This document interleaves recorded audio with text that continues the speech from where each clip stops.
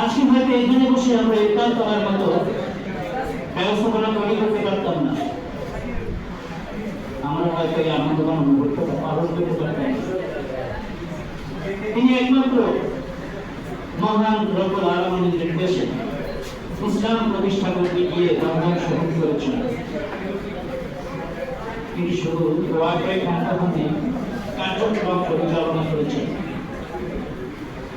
ঠিক একই রকম আমাদের এখানে ত্রাণকর্তা হিসাবে দেখতে পাচ্ছি বারোহাল ছাত্র পরিষদ। তারা মেহনত গরিব, অসহায়, নির্যাতিত, নিপীড়িত মানুষের জন্য তাদের হাত প্রসারিত করেছেন। মানুষের কল্যাণে, মানুষের সহযোগিতা, বিভিন্ন মানুষ বিভিন্ন পড়ালেখা করি, কিন্তু সবার উপরে বাংলাদেশ, আমরা বাংলাদেশি, আমরা মুসলমান, আমরা ইসলামী একমত। আজকের সভার সম্মানিত সভাপতি,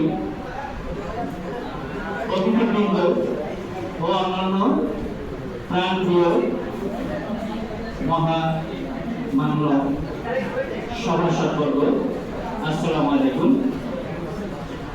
আজকে তেমন কিছু বলার নেই, কারণ আজকে একটা মহাপুরুষ ইফতার মাহফিল, এখানে আমাদের প্রতিক্রিয়া করতে হবে যেন আমরা সকলে অসংখ্য মানুষের পাশে দাঁড়াতে পারি।